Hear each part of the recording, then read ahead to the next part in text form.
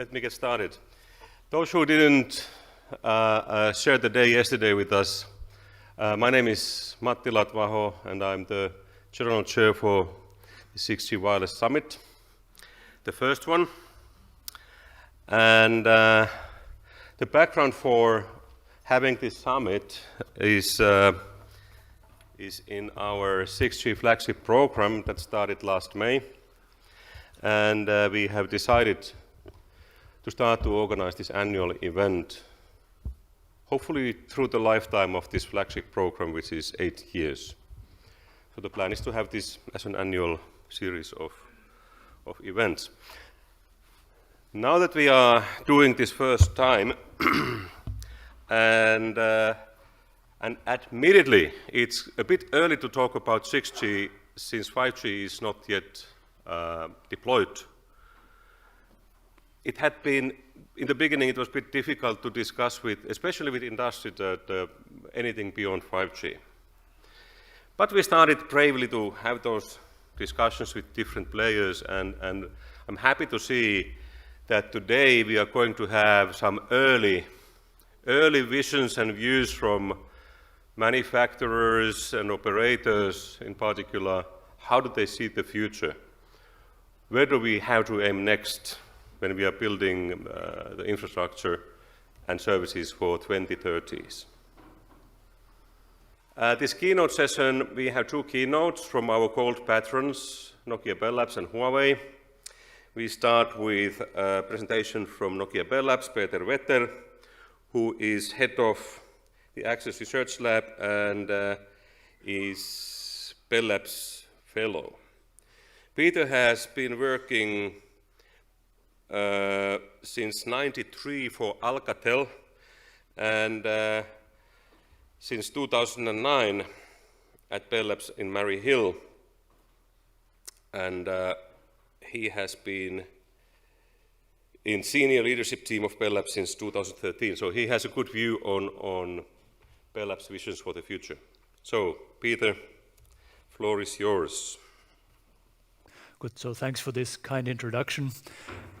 Pleasure to be here, and thanks for inviting Bell Labs to share a first view on 6G. We are 2019, the year of first commercial rollouts of 5G.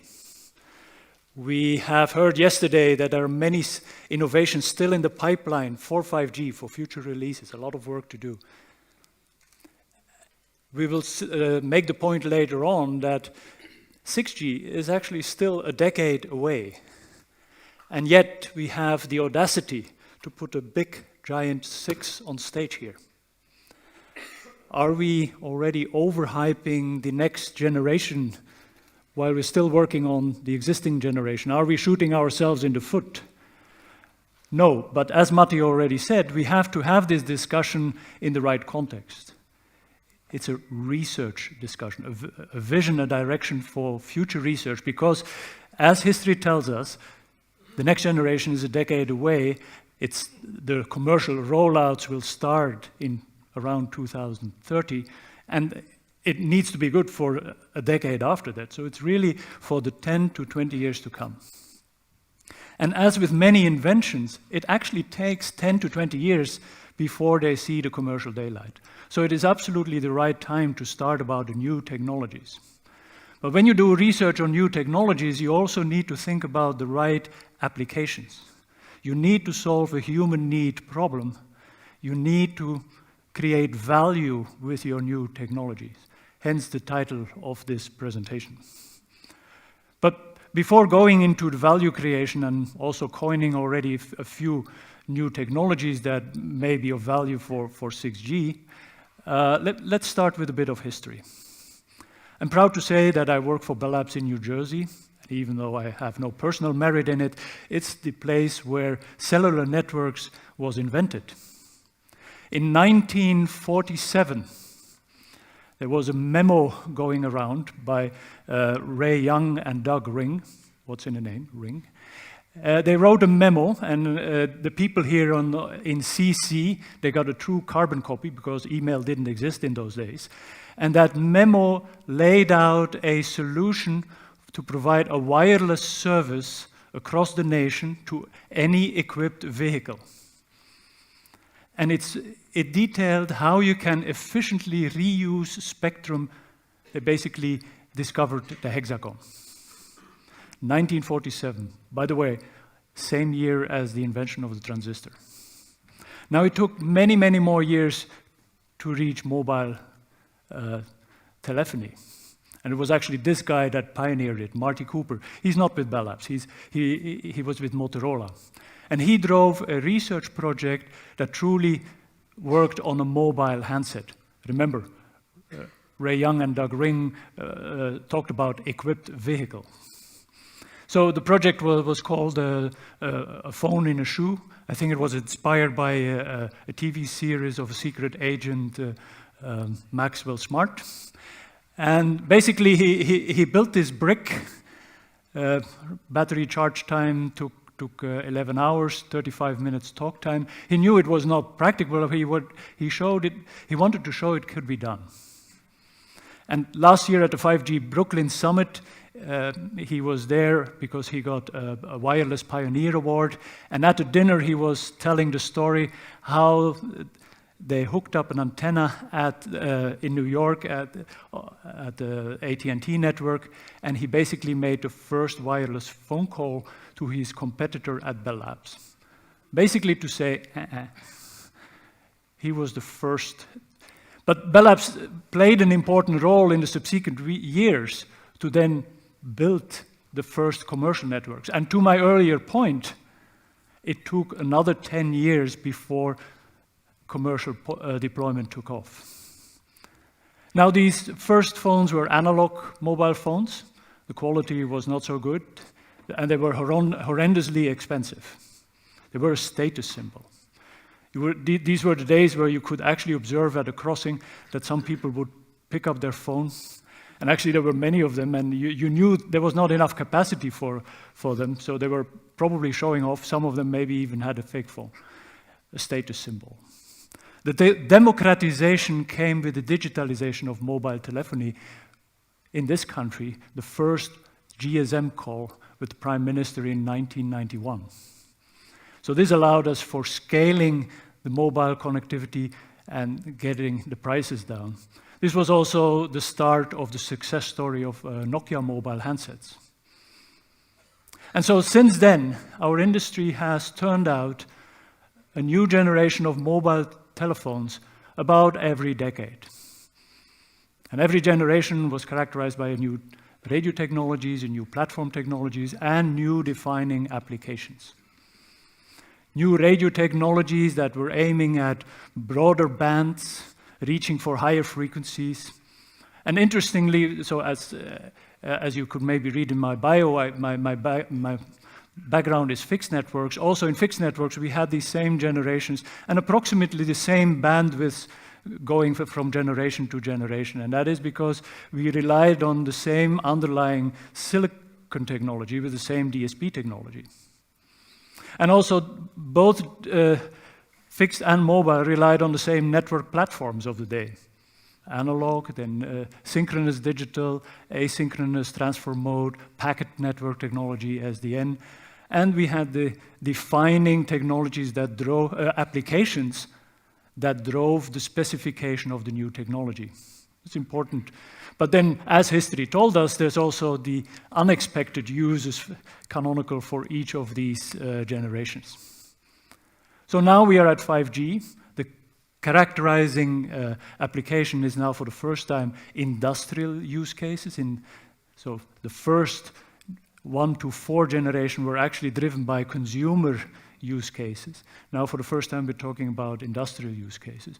We're just starting to roll out 5G, so we don't know yet what the unexpected use will be. But the important takeaway is the next generation is still a decade out, 2030. And we already have some cool ideas of technologies, but it is important to also start thinking and start a discussion on what will be the driving applications that we want to design for. And this is always important in research. You need to solve with your technology a human need problem.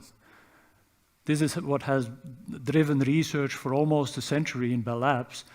What is the human need problem? How do you improve productivity? How do you create value? So let's have a look at a metric, productivity, over the past century. This is from a book, Rise and Fall of Economic Growth. And it will appear soon. The animation had a bit of a hiccup here. But what we will see is the productivity growth over the past century. And in the first half, we see actually year over year that the productivity growth increased, thanks to inventions of the second industrial revolution, new transportations with automobiles, petrochemistry, new machines, power distribution, and telephony. Now, in the third industrial revolution, with the invention of the transistor, that starts with the invention of the transistor, the information age, the internet, mobile telephony, we see that productivity growth year over year is asymptotically going back to zero, going back to stagnation. This is worrisome. So what is behind that? So despite the internet, despite mobile networks, it's because we have been designing these mobile networks and the internet for consumers. Now, have a guess.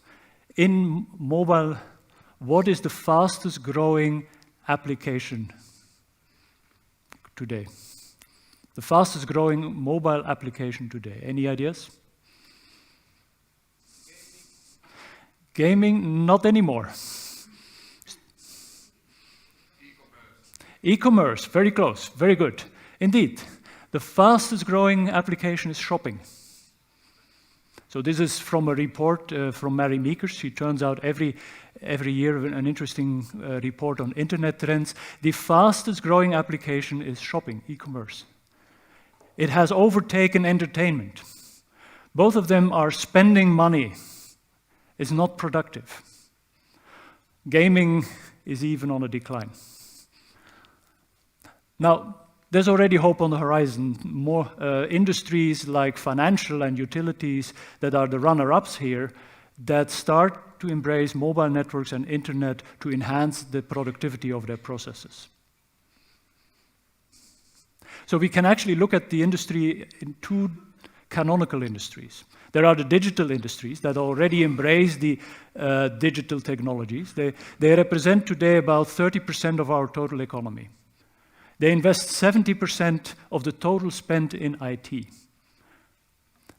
Opposed to that are the physical industries, so digital industries like finance, like content creation industry, banking. Then we have the physical industries, retail, construction, transportation.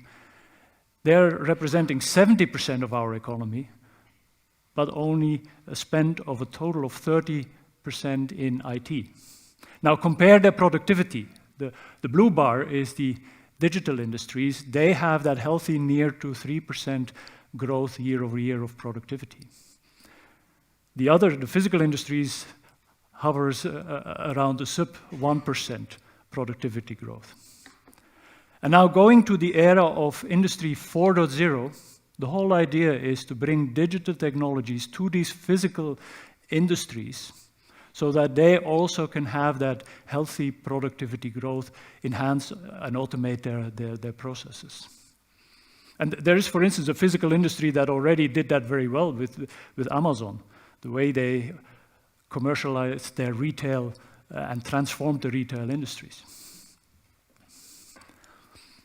Now, this means that we need to change the way we think of designing the network. The internet and the mobile networks in the Industry 3.0 era have been designed to connect many mobile phones to servers in the central cloud. And on those servers, we have these platforms that run the e-commerce and the entertainment distribution. And all that basically worked very well on best effort networks. Now we go to Industry 4.0. Industry 4.0, where we now are going to connect everything. Machines, robots, cars, and mobile phones, by the way. And those machines now have response times that are a lot faster than humans. Humans have a response time of 100 milliseconds. So it was perfectly okay to have these servers in the central cloud. Humans would not experience that latency. Robots, on the other hand, have response times of milliseconds. A robot that moves in a factory at a meter per second, which is not fast, and you want to do that with a millimeter precision, you basically need a control loop of a millisecond. So that means that these things will still connect to the network, but those that need critical control processes that run in that, on those servers need to be much closer in the edge of the network. Then these control processes are very diverse, and they're meant to automate the whole factory or the autonomous driving. So they will be platforms enhanced with augmented intelligence.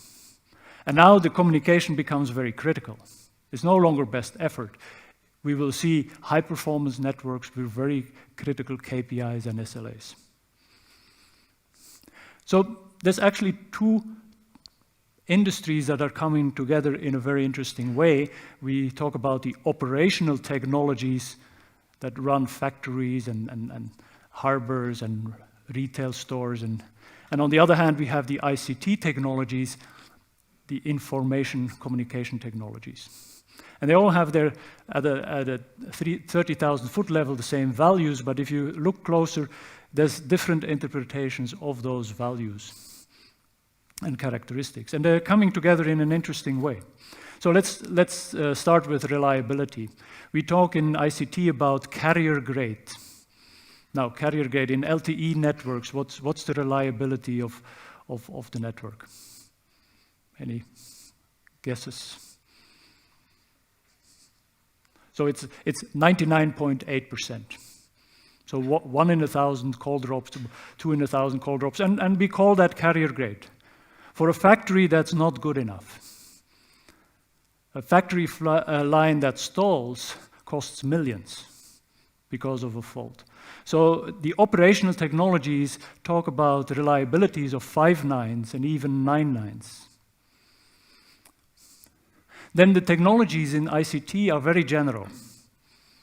We have mobile phones and need a high level of standardization. On the weekend, I was in Copenhagen, connected there to the network. Now I'm in Levi. Tomorrow I will be in the US. And I'm able to roam into different networks of different providers, probably connecting to systems from different vendors. So standardization, very generalized global solutions. The operations technologies, they require very specialized solutions. Very specific solutions. A car manufacturer is very different from operating a power plant. It's very different from a warehouse or a retail store. So they require very specific solutions. So if we think of next generation networks to support these, we need to think of platforms that allow for instantiation of very specific networks that fulfill the specifications of specific interest groups. And so, and also flexibly configuring network instances in a very specialized way. Then the services that ICT provides, as I says, delivery of information, entertainment. Now we go to operational technologies. The types of communication will be very different. We need to track the state of machines, the location of assets. We need to send control messages in order to optimize the operational processes. Very different. Now, because it's so specialized, because it's so critical, the operational technologies is actually a very slow-moving industry.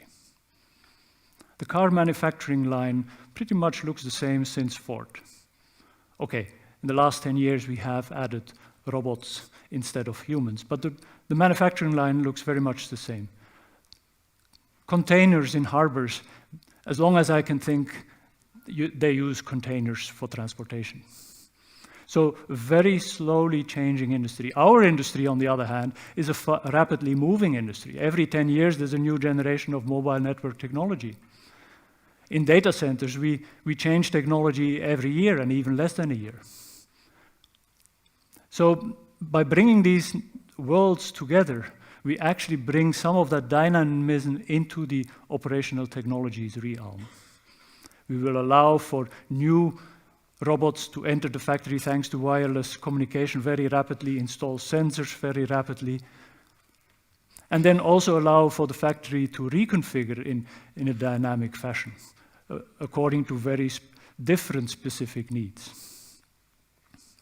Now, to prove that this is important, I want to quote here a report from McKinsey that predicted the global size of the market for digital automation by 2025. My colleague Lauri already mentioned this report yesterday. It says that the total size of the market is around $4 to $11 trillion. That's huge. There's a high uncertainty still, but it's huge. It's more than 10% of the total economy. And to put that in perspective, not all of that is, of course, for the network technologies. My colleagues from Bell Labs Consulting have estimated that about 1 trillion to 2 trillion is for network technologies in there. Still huge. Our current market today is 1 trillion. So by embracing this new opportunity, we basically can double the market size.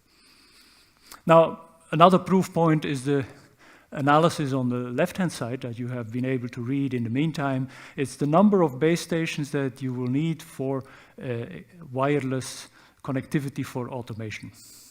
The biggest ones are factories and warehouses, and the total is around 14 million base stations. Compare that to 7 million base stations today. Again, a proof point that this is an important new opportunity. An important new opportunity that, however, comes with very stringent requirements. And here are some of the requirements, and I'm not going to read through them, but on the second column you see requirements for time-synchronous networks that my colleagues got from various sources.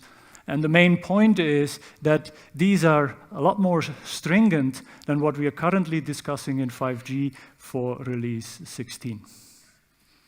So for instance, the synchronicity now is not sub-microsecond, but sub-nanoseconds.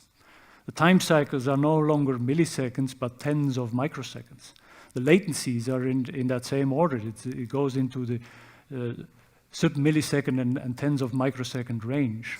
And very important, determinism. The jitter is now in the sub-100 nanosecond range. So very stringent requirements that drive our networks and the design of the architecture. So in addition to the capacity bandwidth dimension that we have historically been focusing on for our research, we now need to focus and are already focusing on the latency dimension. And this graph maps the different applications. The icons speak for themselves. The main point is that until now, generation 1 till generation 4, we've designed for consumers. So basically for the blue quadrant, where 100 of millisecond latency was sufficient, and 10 of megabit per second for video was sufficient. Now we go for higher capacity, enabling 360 video representation and recording through 3D recording. And then in the latency dimension, we see the millisecond and even sub-millisecond latencies coming for critical control applications. And then there are the combinations of these two. For instance, for autonomous vehicles, where you have high bandwidth sensor data and then critical control messages going to the trucks or cars that you are driving. There's also an icon there hinting at radio technologies. We are, in fact, already designing networks with these requirements in mind. For centralized RAN, we need hundreds of microsecond latency. We need ultra-high capacity. So the interesting thing is we are already designing networks with these requirements in mind, and we can use that same architecture already in the 5G area for future automation to embed critical control applications in the edge of the cloud within less than a millisecond away from the device. So already today, we design networks with this ultra-low latency and high capacity in mind.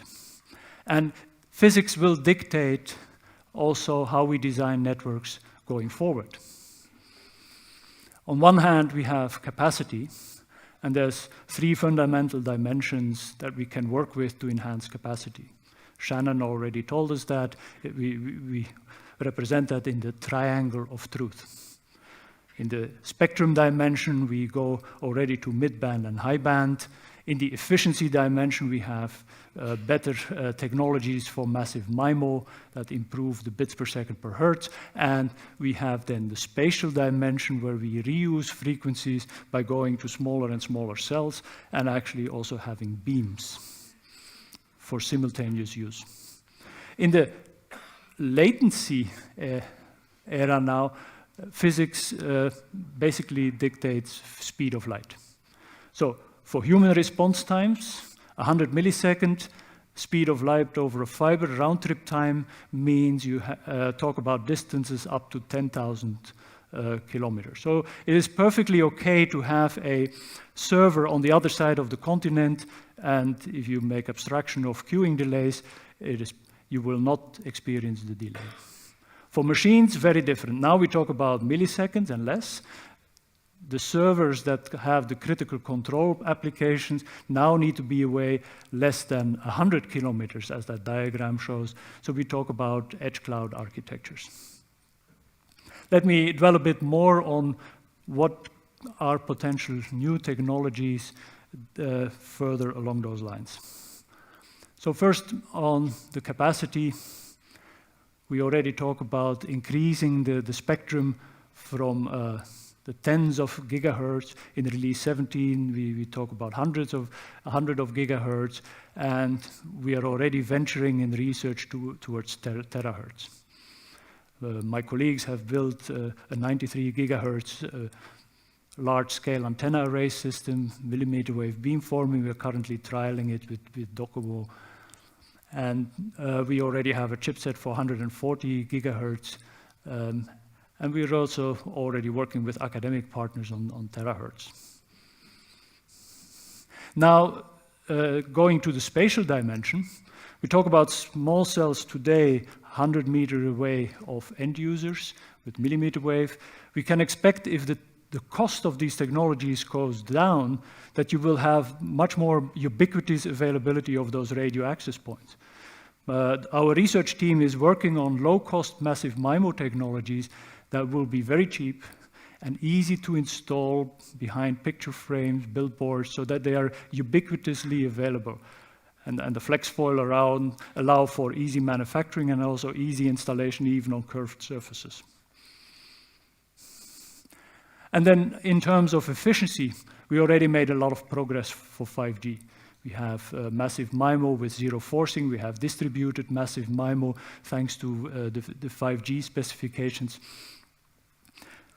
For the research for next generation networks, this is a call, and we are already looking into this in a new integrated end-to-end approach, where we look at the total chain of the radio system, the power amplifiers, the fiber backhaul, the digitization, and the processing, and looking at it in an integrated way to improve efficiency of the signal, but also improve energy efficiency and cost efficiency. Now, this same triangle of truth is also an interesting guideline, not only for capacity. It can also help us to understand what we can do to improve reliability.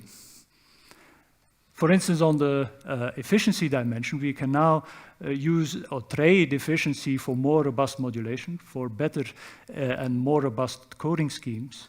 In the spectrum dimension, we can have channel redundancy on different frequencies. And in the space dimension, we can think of path diversity and joint transmission from multiple access points. Similarly, in latency, to improve latency, we can think in the efficiency dimension of more efficient scheduling protocols. In the spectrum dimension, we work with broader subcarriers, shorter symbols, shorter frame times. And in the space dimension, it's basically path length, speed of light.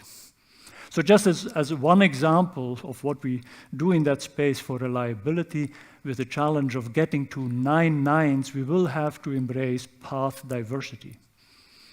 And how do you do that in a cost-effective way if you have only one single access point? Well, you use devices on the different robots or machines, different things, as relays to create path diversity, but at the same time, you need to meet the challenge of the sub-millisecond latencies. So until now, I talked a lot about connectivity, using radio for connectivity. And we all see ubiquitous availability of radio with small cells, with shorter and shorter inter-cell side distance, outdoor, in factories, and indoor. Now there's more that you can do with radio than just connectivity. Mobile networks already know a lot about you. Since generation 1, mobile networks know in which cell you are. That improved, the mobile networks know in which sector you are, power levels. They give you clues on where you are in terms of localization. Beamforming gets even more accurate. And then there are algorithms like angle of arrival and time of arrival that get you to the sub-meter and even to the tens of centimeter accuracy. So couple that with AI, you can infer quite a lot about movement of people, cars, and make predictions, detect anomalies. And RF is actually also an interesting sensor for other things. With assistance of AI, you can actually look at the fingerprint and, for instance, estimate the number of people in a room, analyze what these people are doing, sitting, standing, fall detection. So you can think of applications around building management, energy management, healthcare, elderly care. We even did experiments with radio detecting vital signs. So the radar effect, looking at the chest displacement for vital signs. So again, interesting applications in healthcare and workplace safety. So the 6G, maybe, just coining it, is a network that is going to have a sixth sense. So all this we do to augment machines, to augment human, and to improve the human condition. You can think of it as we go to human 2.0 or maybe even 3.0, depending on how you define it. But the whole idea is that we enhance the human capabilities, the human psychological and intellectual capabilities, thanks to AI processing in the cloud. We enhance human sensing capabilities beyond what the human eye can see, beyond what the human senses can feel. And we enhance our actions through actuators. And all this is interconnected in next generation networks by this critical nervous system, our future network.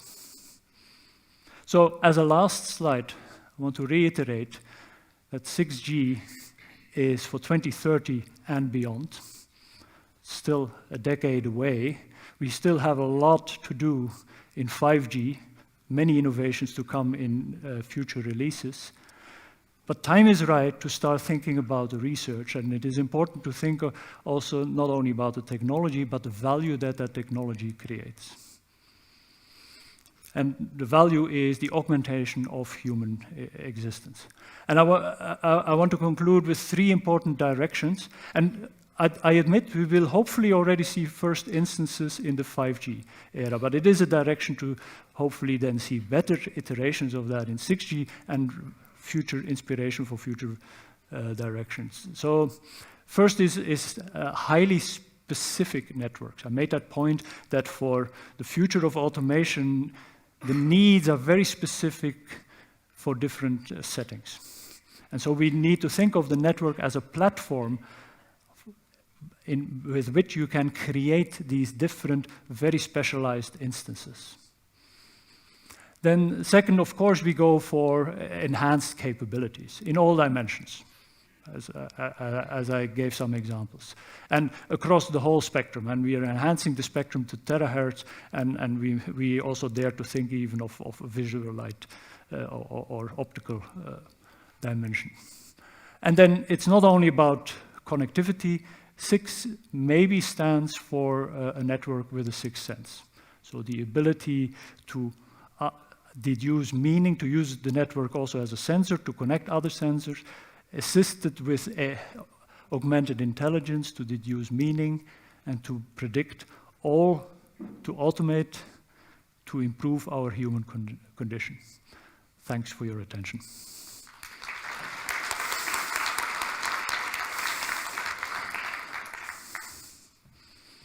Thank you, Peter. We have time for a few questions now. Thank you very much for your insightful presentation. I'm from Edge Korea. So you mentioned edge computing in near distance to support low latency. But what if you need some low latency service between the two end devices through the network, like through the internet? Don't you think we need something more to support low latency service through the network? Okay, so on one hand, edge is one place, and then you talk about hundreds of microseconds if you are within 10 kilometers. We also talk about on-premise clouds, and that's a likely outcome for the future of industrial automation, that you actually have servers on-premise that are then connecting with the devices over the wireless network in the factory. And then what you are hinting at is, of course, you will have on-device processing as well. I mean, we're not saying that it will be a purely processing, it will always be a hybrid. And the other thing I think you were hinting at is you may also have the need for low latency device-to-device communications, and I agree with that, yes. Thank you very much.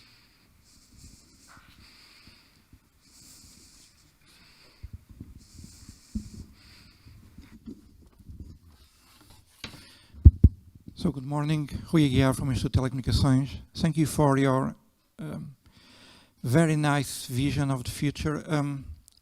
I will have one question, which is slightly provocative, if you don't mind. Hyper-specification, hyper-capable, hyper-sensing, one ring to rule them all. Why do we need a network to do everything and to actually start intruding in areas which have been, until now, handled by different ecosystems with their own specific environments? A very good question, actually. And the canonical example is autonomous driving. Of course, you can do processing on the car. You have sensors on the car, and you sense your immediate environment. But with high-density cities, there's so much more that you can do when all those cars are connected. You can use information from other cars in the city from around the corner. You can take into account vulnerable road users like bicycles and also have cameras from the city, radars. So you can integrate a lot more. So that is one element. You can do more than just by local processing. Second, it takes a lot of processing power to do all this. A truly autonomous car is actually a data center in itself. So we already talked to the car industry. They say we see value in offloading a lot of these compute capabilities into the edge cloud so that we can make those autonomous driving solutions more cost effective. But it's a valuable point. Question before we move forward. Your view was for the future is very technocratic, industrial development driven. How do you see softer values? We know that there are lots of challenges to whole humankind these days, and United Nations has these sustainability targets for 2030, 17 different areas. Do you see any value of those, and do you see that those might be driving 6G instead of, or in parallel to this industrial development? Yeah, I think that future technologies should also, and we have that responsibilities, I think, as an engineering community to make that work. And indeed, sensors can help to have more efficient energy-efficient processes, more energy-efficient cars, sensors that monitor the quality of water, and then also, make everybody connected. I emphasized lower cost technologies also. So I think there's also a responsibility for us to go look into those dimensions. Okay, now let's thank Peter, give him a big hand. Okay.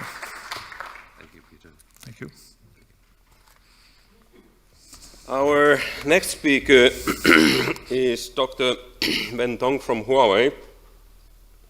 He is head of Huawei Wireless Research, and since 2011 he has been heading Communication Technologies Labs at Huawei. He's also Huawei and IEEE Fellow. So, please, Wen. Okay, thank you, Marty. Thanks, everyone, for your time.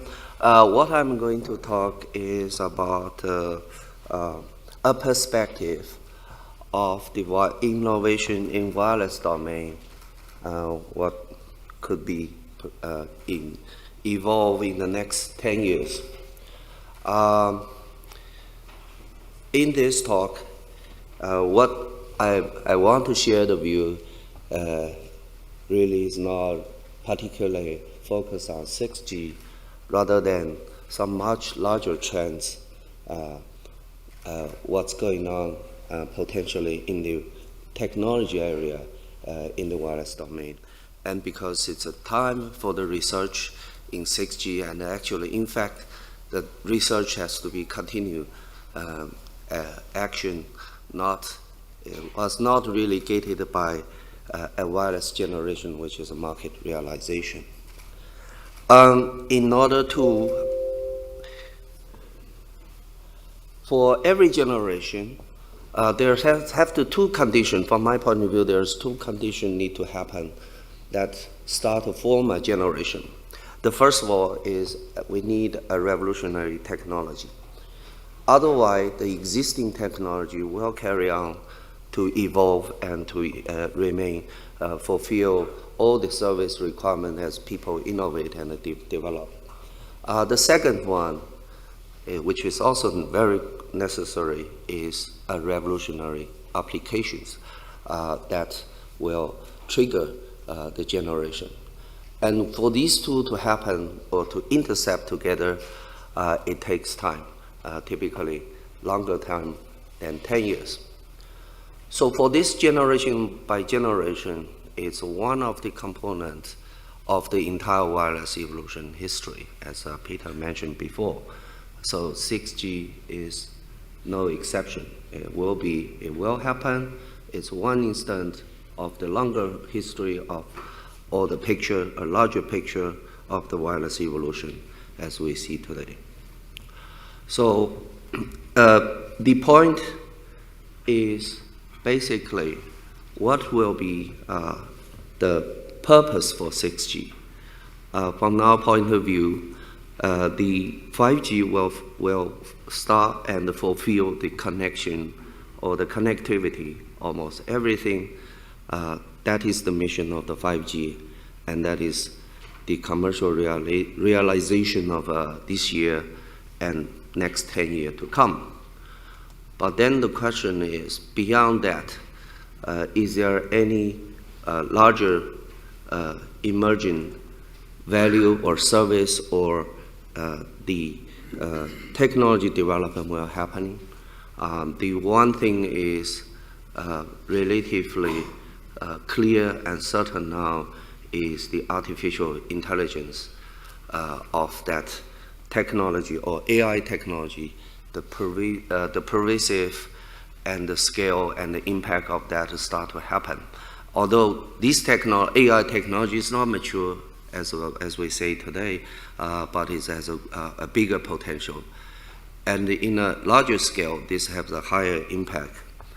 And then the question is there next generation network or some fundamental research we have to do in order to embrace this opportunity?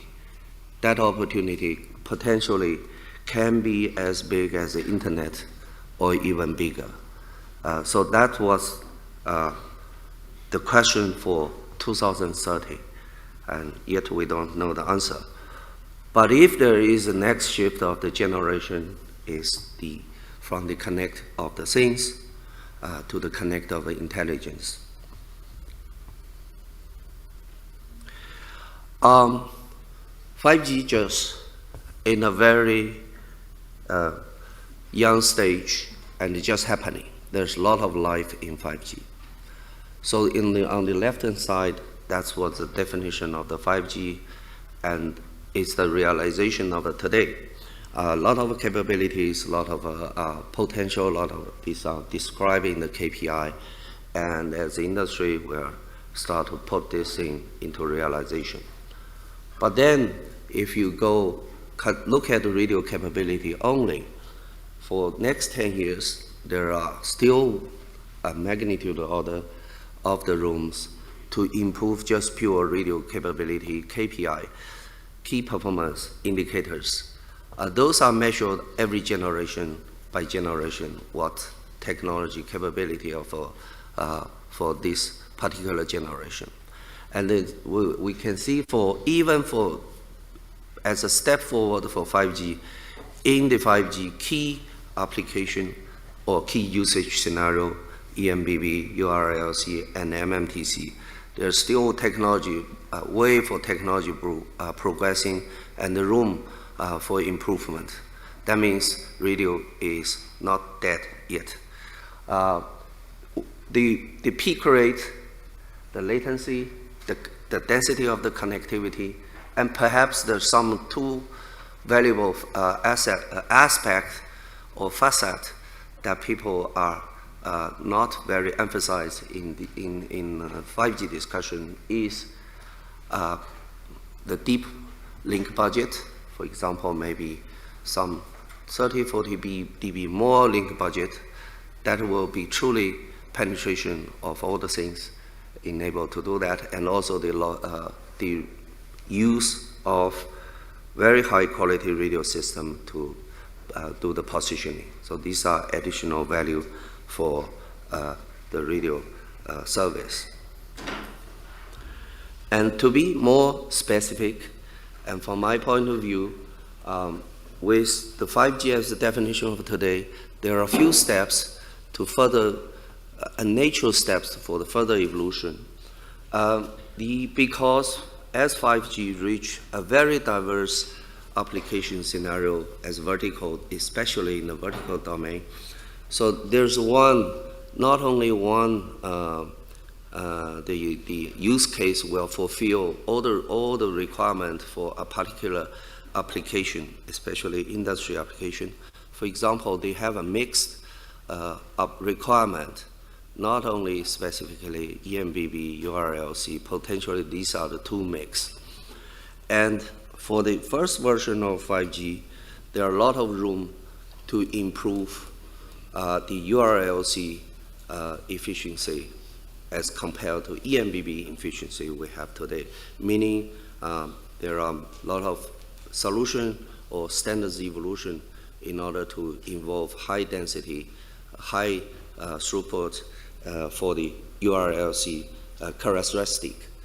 This is because at the moment we sacrifice quite a bit spectrum efficiency and redundancy in order to treat for the reliability that industry has this requirement. And then second one is potentially we can see much more wideband Internet of Things, not only the narrowband Internet of Things.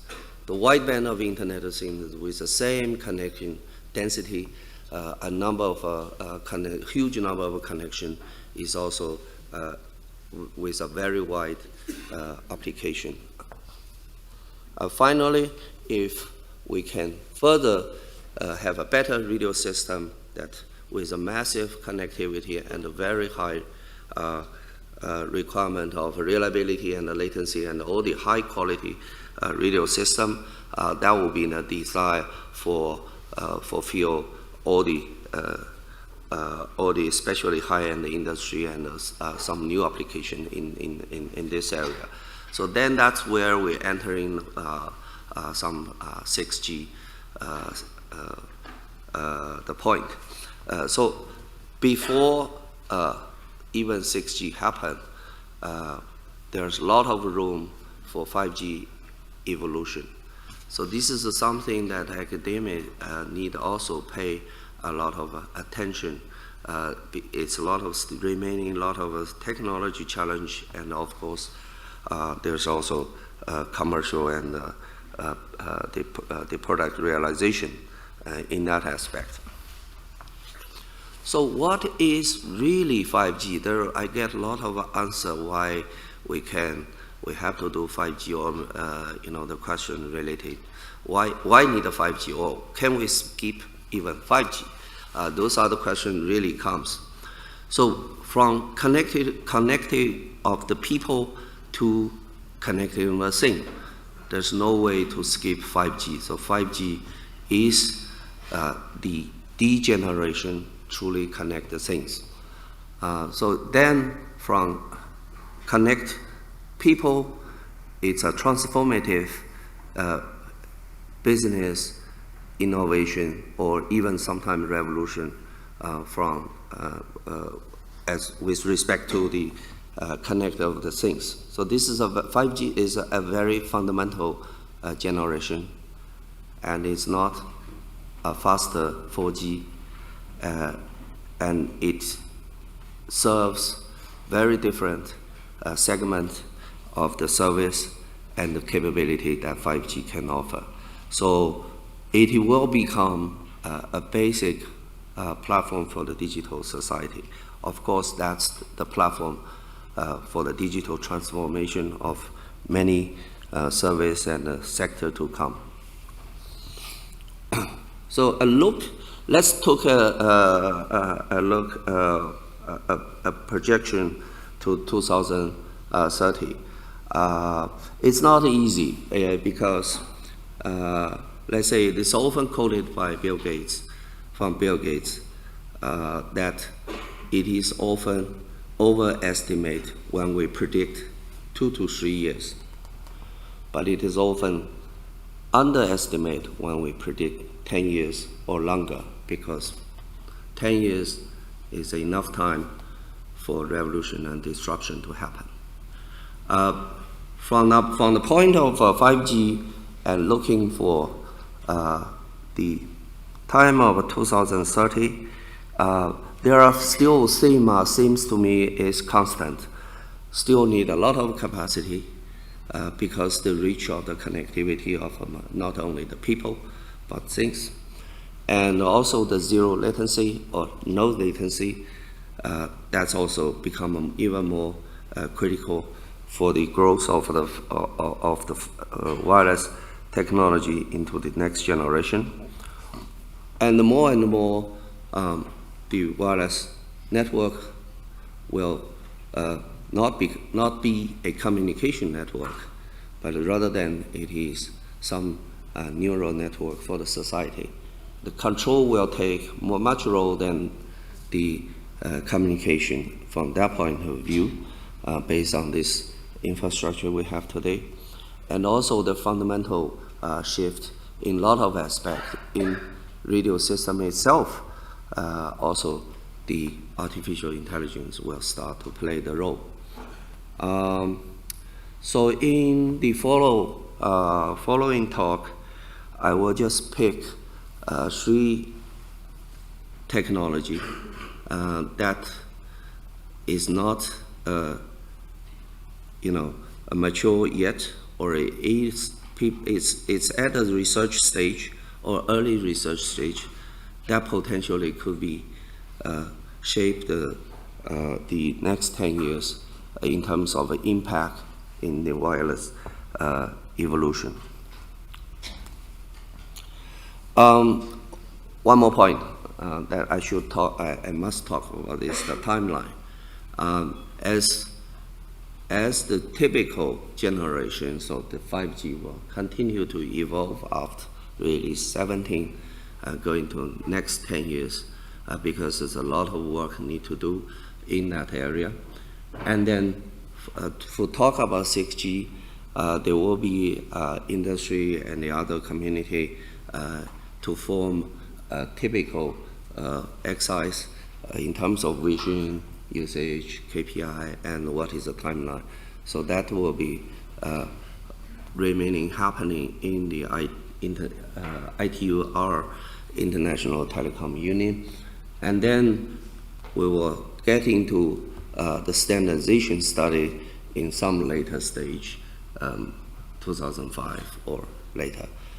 That is the timetable you have to keep in mind in terms of your research.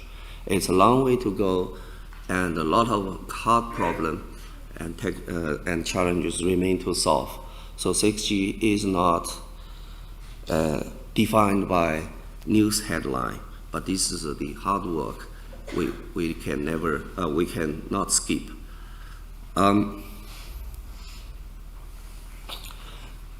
The first area I want come at this point to talk is a bit risky.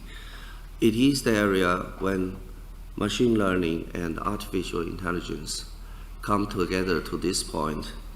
We need to rethink or visit what is the basic of the communication technology, where we need to look even more fundamentally what is the information transmission paradigm.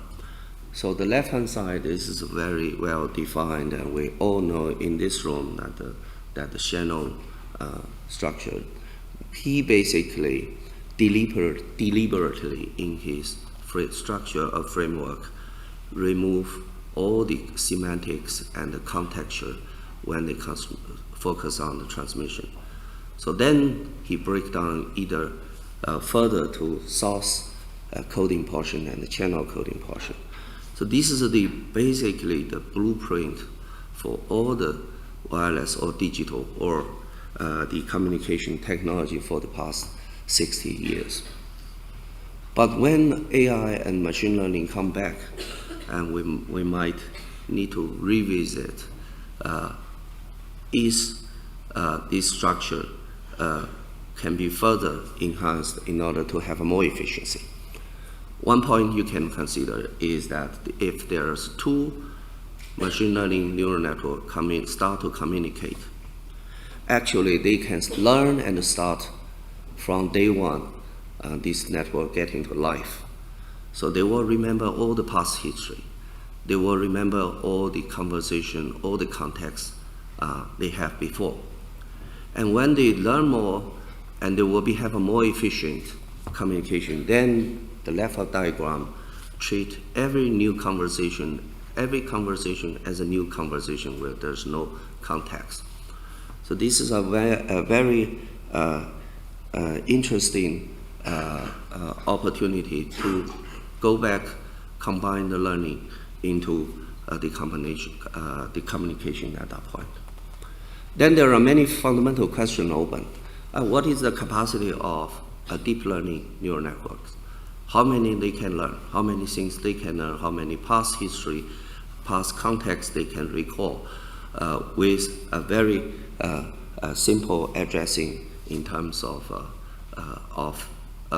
communication, or as time goes by, will be smarter.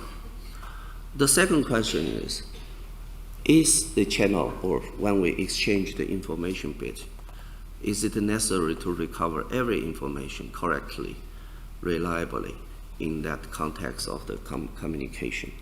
Maybe we can lose more, still have a very good communication. We all see this in human and also biological animals. They have a very bad, even very poor condition. They can communicate very well intelligently. So this is another room. Another question, for example, can somebody's a priori knowledge directly transplant to some of the neural network that they carry on with a new connectivity?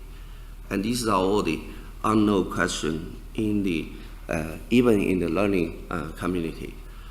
So the point I have is, if we perceive or assume AI going to be a bigger thing in the next 10 years later, so this is the time that we need to think more fundamental, how to make a connectivity make relevant to more relevant or more efficient to that type of service and connectivity. I pick two cases that directly apply to the network design, if that is the dominant usage. in 2030. So first of all, unfortunately, the AI, and in terms of neural network, is data hungry. Without big data, there's no, it doesn't make sense for AI as I would say today. And the second is, another problem is very power hungry. So that we will, let's say we presume we will rely on some engineering progression to solve that problem. But if there are so many raw data need to come to the network to make a network become intelligence, and to make every communication entity become intelligence, to transfer this huge amount of bit raw data, or let's say the imaging data, to recognize one thing, you need something, millions of imaging in order to train this new thing to completely understand. So this is a huge burden for the future network if the training in terms of in the network environment, how to reduce that huge amount of data and improve the efficiency. The question is, all the source coding we have researched for past 10 years or many years, or all the source coding standards are designed for the human perception. So is the machine perception, or machine can recognize something, can even make a big loss in terms of compression, and yet the machine still can understand what is the underlying things. There's opportunity, for example, many on a mature theory like information bottleneck theory, that will suggest there's even more times, many more times you can lostly compress the information through the network, and in the cloud the machine can still apply the AI to do many things. And this is a very interesting standardization problem. That means if once we change the source coding standards for the machine learning, and then all these segments can reuse the same data collected. For example, the Facebook will understand in this picture how many people have different relationship, and Google will use the same set of data, identify further information, who is in this room, what is the background or the other information associated with him, or even the police will be interested only particular some criminal people that they want, that it can be still remaining on the first same standard as the data set of this compression. So I think this is a practical and also a very brand new area we need worthwhile to put attention or to put some effort to do this. And then second one is for AI, it becomes smart. Learning takes a lot of time, a lot of latency to train. So then there's a question, again, is the network related to the training or learning? Or it just ship the bits from one end to the other end in the cloud to do this? Or there's some very interesting architecture to put certain learning stage when we have a better picture that is actually can early terminate it in somewhere in the coarse learning or more precise learning on the different network segment. And this will have impact on the network architecture yet to come that we know as of today in 5G. So I just picked these two interesting aspects. At least interesting to me that the research community is welcome or should look at this is fundamental aspect, or even in the theoretical aspect. All these points are very high risky, and even we don't have a good theory framework to on top of that. And this connectivity capability can also change a lot of things of traditional service. For example, if 5G really, truly can make a video pervasive everywhere as a very good quality, why we still need an operating system in the handset, or why we still need a lot of apps in the handset. So those things can be on the network, completely on the network side. And for this very data demanding, computing demanding, we can reverse back of a lot of apps in the network and probably do a more regional dependent value added service to the consumer, rather than it's the global OTT that is the dominant of the audio application. So this is one thing that could transform the view or the potential capability of the phone. So that maybe the smartphone will be not exist anymore, even for the eMBB application. So the second aspect I want to get in is the terahertz application. Roughly, you do calculation about 5 centimeter or 5 by 5 centimeter area of the array. When you reach terahertz, there will be a million of elements possible to scale down into that array. Then that is a huge potential for this array to steal, to penetrate, and to detect, because the wavelengths of that very, very small wavelengths. And this potential could potentially completely change the phone, because at 1 centimeter by 1 millimeter by 1 millimeter, you will have a subarray with a quite a bit some 30-40 dB gain in terms of a beam. And then if imagine the future phone will be not a phone, it will be everything that's wearable, all this. You basically can sensing a lot of things around you in a short distance, for example, 3-5 meters around. And because of the wavelengths and the resolution of the capability of this new radio frequency, it can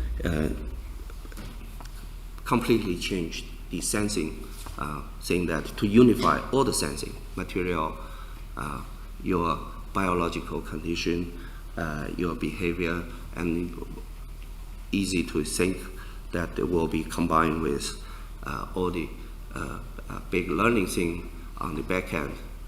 They can help you to do many things in your life.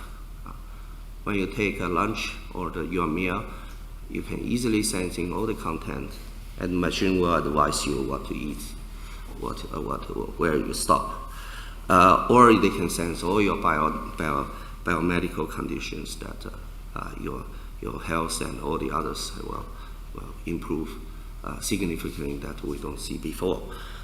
In that sense, the terminal or the smartphone will now be a major tool of communication rather than sensing of everything.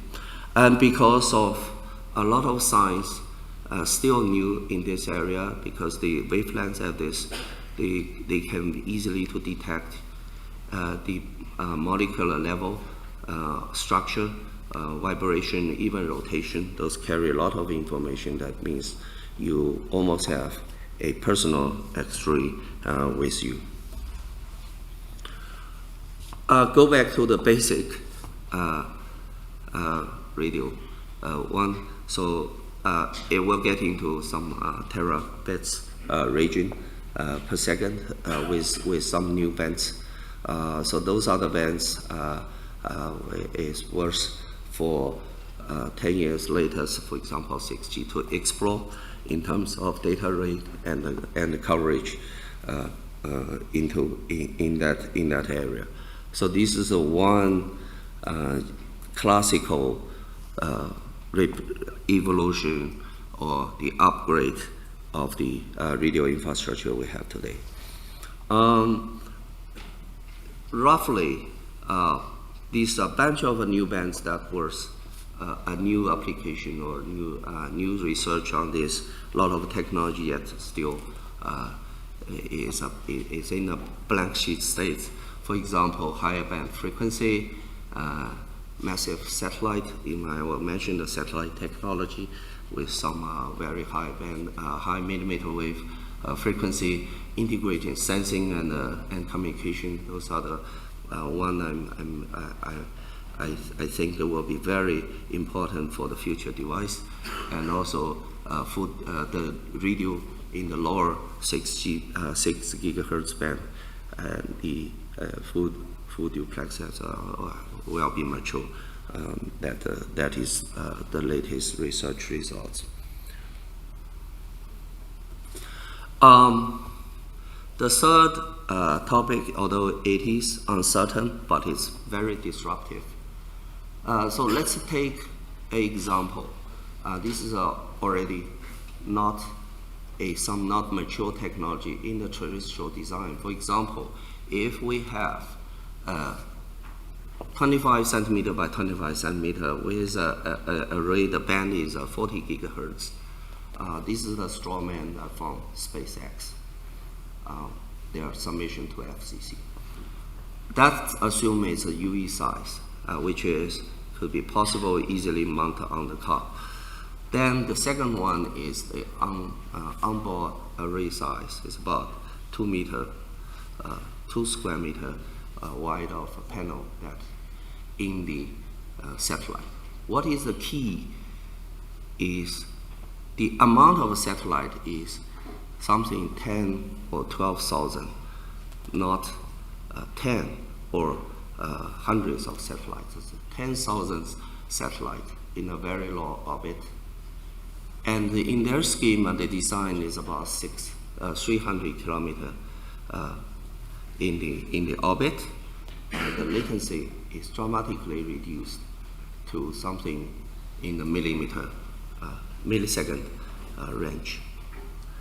And it is let's say it's a 5 gigahertz wide bandwidth. So with this system, because the space technology has dramatically revolutionary by SpaceX, with this system, we can put a simple design of that. The capacity of a single satellite will be something around 1 terabits per second. And then after each beam, remember there's some 64 beam in the satellite, it will be some 19 gigabits per second in the data rate, because the satellite is overpopulated by 10 times at any point of the Earth. So if you do this aggregation like the concept we have today, it will easily reach every beam about some 20 gigabits per second. And then the area capacity is about 32 megabits per second. This is the weak point of this system, meaning that it still need to densify in order to increase the area capacity. But however, because the launch technology is being revolutionized, the cost of the entire satellite constellation, and with this low cost of a satellite itself, because the lifetime is not important for them, for that design is about 2 years lifetime, you can replace the satellite. So that will amount with the capacity and the cost, it almost reached about the terrestrial level, assuming we have 7 million base stations in the populated area, and also the speed is LTE speed. So this is the equation that almost will get there.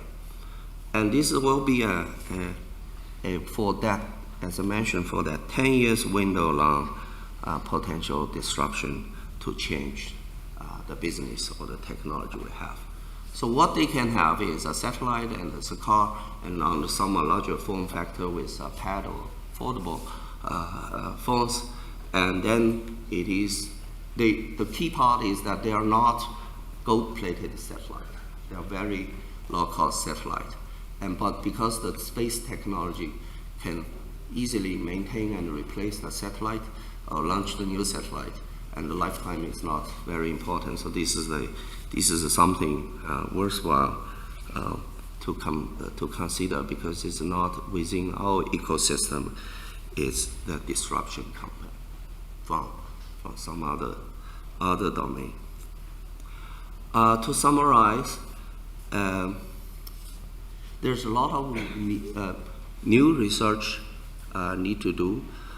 What I pick here is what is the AI impact to the network? So the first one is the machine learning versus communication. And it could be fundamental impact for the design of the wireless network system. Second is the higher frequency band in terms of with terahertz range. Primarily not the bit transmission, but yet the other, to unify the sensing or the other application in the handset. That could be potentially a game changer. And the third one is a disruption, not within the wireless industry ecosystem, but some other system, because the revolution of the technologies in space. Thank you.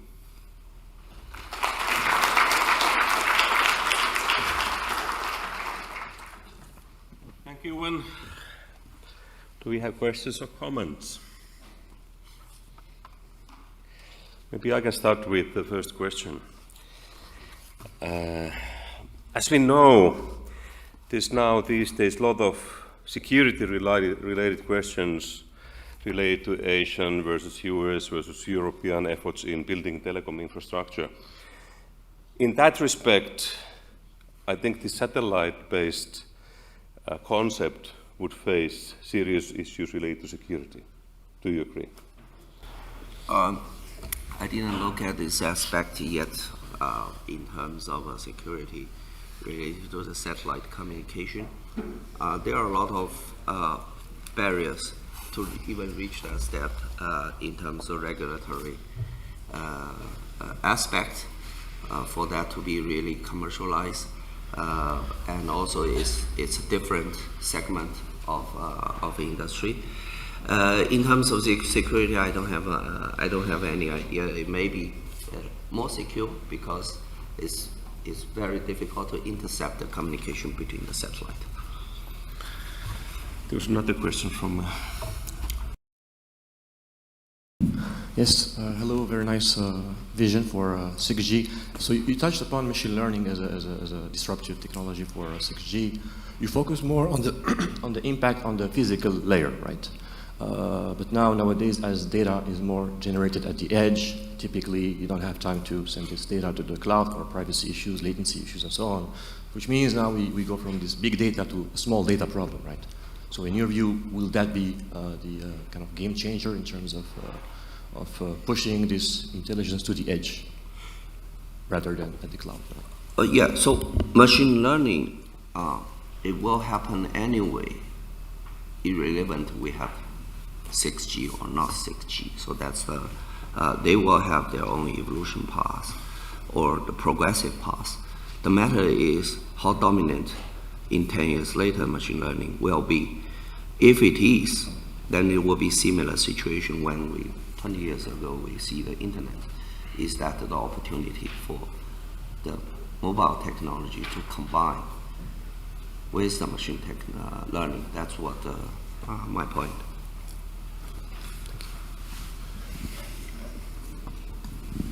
It's a very nice presentation. This is Ashutosh from Future Network Initiative.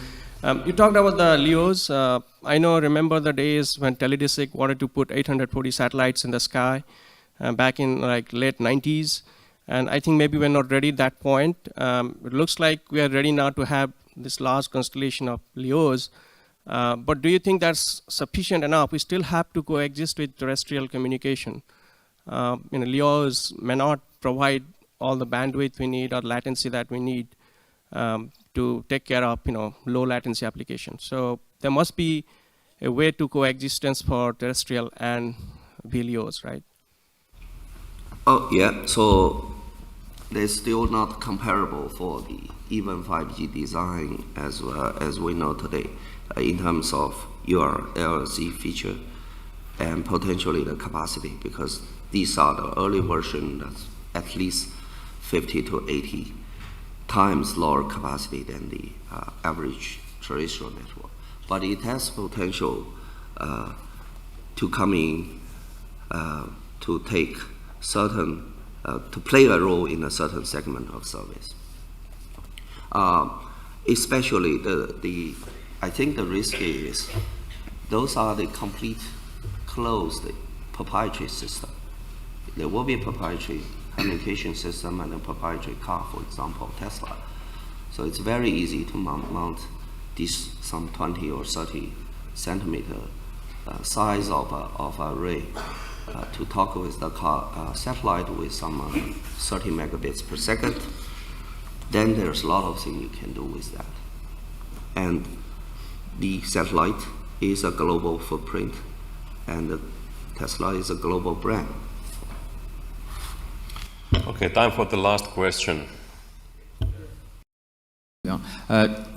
Howard Ben from Samsung Electronics. Coverage is always kind of a controversial subject when we look at standards, because coverage tends to be dominated by money and putting more cells into the network to get greater coverage. At the moment, people don't seem to be willing to pay for additional coverage. Do you think that this is going to change, especially given the very high costs of LEO-based systems? I mean, 10 billion is still a lot of money. The economics may not change much for the terrestrial. This is probably my view in terms of sites and all the others. There won't be a drastically change. So terrestrial network coverage enhancement is still a challenge. A lot of other things related rather than the radio technology. For the other non-terrestrial network, this is a question. When they come in, they do have a very good capability for coverage, at least outdoor. Sudhir insists to have the very last question. Can you pass down the mic? Wait for the mic. Can you send the mic down?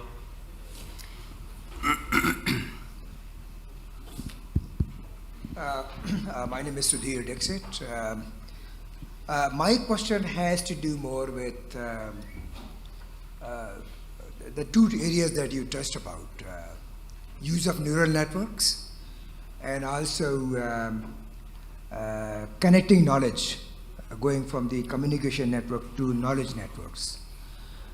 When we think about the communication networks, we have ways and means to measure how the communication network is doing through various types of measurement systems. There are companies who are represented here in the summit.